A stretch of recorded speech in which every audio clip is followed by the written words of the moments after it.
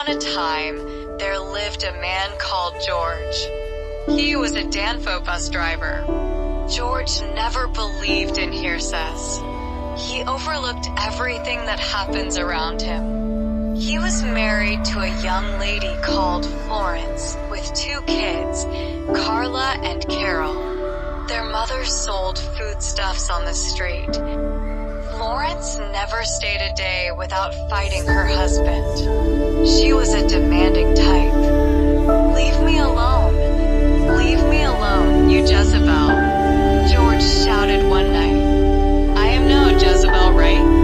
"No problem. I am not going to leave you until you give me money to plait my hair," Florence said, as she almost jerked her husband up. He wasn't ready to give her a dime, and she was not ready to give up the fight too. If not for the cry of their children, neighbors wouldn't have intervened. The neighbors settled them and left. That night was one of such nights that George always slept in his Danfo bus. George was unlucky that night as some hoodlums surrounded him and beat him mercilessly. Early in the morning, neighbors rushed him to a nearby clinic. His wife didn't feel pity for him. She prepared her children for school and went to the market. It took George days before he could recover from his pains. His wife really turned her back on him. She spent the whole day watching TV and watering the plants. Some months later, Mrs. Florence and her children went into a philanthropic center that was interested in helping widows and orphans. "Good afternoon, madam. You are welcome to Helping Hand Philanthropic Center," Mrs. Maria said. "Thank you, Ma. Are you a widow?" the woman asked. "Yes, I am, and these are my children. Their father died 2 years ago," Mrs. Florence lied as her children looked in a suspicious manner. They gave her a check of 100,000 naira. On her way back, one of George's friend, Mr. Thomas, saw her coming out of the philanthropic center. He called out her name from far, but she pretended as though she didn't hear him. Mr. Thomas decided to tell his friend what his wife was up to, but George doubted the truth in what his friend had said. The issue of Mrs. Florence pretending to be a widow became an open secret in the village. As she passed, people pointed their fingers at her saying, "Look at her. She claims her husband is dead." One day, a woman everyone knew as Mama Tohib approached her to question her why she had to disguise herself as a widow because of 100,000 naira. Mrs. Florence gave the woman the beating of her life. Mrs. Florence fought like a lioness. George then realized that his friend was telling him the truth. He had to pay for the hospital bills of the woman who was beaten up by his wife. When he reached home, he was so angry when he saw his wife. "You are evil. How could you?" George shouted. "What you heard is not far from the truth because I don't have a husband. You don't love me anymore," Mrs. Florence said sadly. "Since you are now a widow, you will have to leave my house now," he said, dragging her out of his house. She pushed her husband. He fell down and she punched him like a lion. Nobody came to separate them this time. 2 months later, Mrs. Florence traveled to the city and told George that she would be attending a women's conference. She left her kids behind. The government had organized a conference for widows in the city. The program started and Mrs. Florence had convinced them that she lost her husband at the inception of their marriage. She was given clothes, shoes, bags, rice, and a sum of 500,000 naira to take care of herself. At the program, she met Mrs. Becky, who was also a widow. Mrs. Becky asked her if she was interested in getting married again. "Why not? Once the person is ready to take good care of me, I will marry him," she said. Mrs. Becky a rich young man who has more than 5 hospitals in the city. Dr. Charles loved her, and they started talking about marriage. On the other hand, George had made several failed attempts to reach his wife. Her line wasn't reachable for more than a month. His children were asking about their mother's whereabouts. They couldn't stop asking him, but he assured them that she would be back.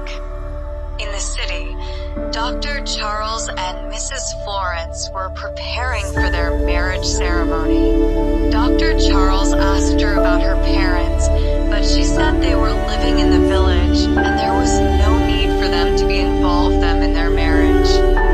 1 month later, Dr. Charles and Mrs. Florence got married. After their marriage ceremony, she told her new husband that she would be visiting her parents in the village. When she got to the village, her children were very excited to see her. Mrs. Florence was now looking like a governor's wife. George was so surprised to see his wife. "Why did you leave this 2 little kids and went away and you didn't even bother to check on us?" he lamented. "I'm sorry for that. It's just that I got a job after the conference and I also lost my phone and bought a new one," she said, showing off her new phone. Mrs. Florence only spent 2 days with her family and went back to the city. 8 months later, Mrs. Florence conceived and gave birth to a baby boy. Dr. Charles was very happy to welcome his first child. The child was named Sammy. Back in the village, George had fallen sick. The doctor had confirmed that he had a terminal illness. The sickness was so serious that his mother had to come to take care of him. "Don't worry, it's going to be all right," his mother assured him. George told her that his wife has abandoned him and his children for complete 1 year. "My spirit tells me that she is now living with another man," George said. His mother told him not to think that way. One Sunday afternoon, Mrs. Florence ran into one of their neighbors. The man's name was Mr. Rogers. He was a bus driver. To his greatest surprise, he saw Mrs. Florence carrying a baby.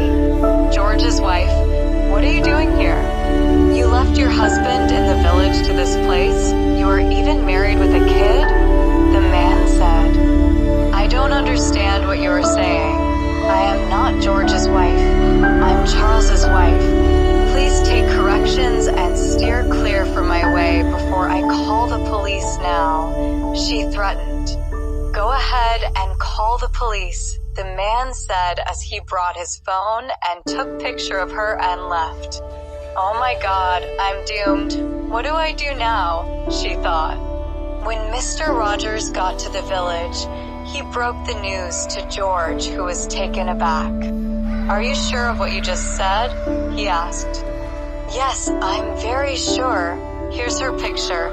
The man showed him the picture of his wife carrying a baby. "I knew it. I knew she was up to something. So what do I do now?" George asked.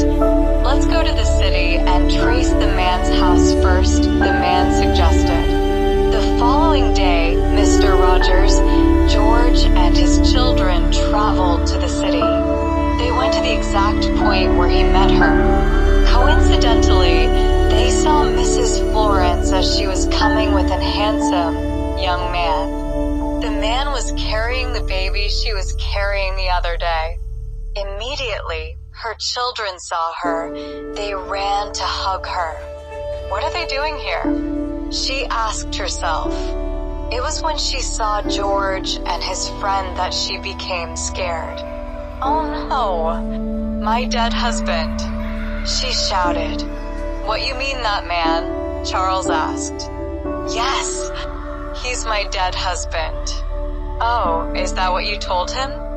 "Young man, this man is my legally married wife," George said. Charles was confused. "You mean she is your wife?" "Yes." Charles fell down and fainted. He was rushed to one of his hospitals.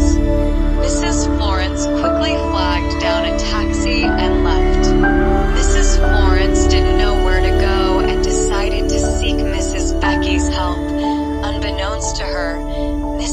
Becky had already been informed of what she did. When Mrs. Florence got into her house, 3 police officers came. "Mrs. Becky, police is coming," Mrs. Florence cried. "Yes, police, and I will make sure you rot in jail for all the havoc you've caused," Mrs. Becky angrily said. Dr. Charles's younger sister, Grace, was there and collected Sammy from his mother. "You're coming with us," one of the police officers said. Mrs. Florence was found guilty of so many atrocities amidst fraud and adultery. She spent 25 years in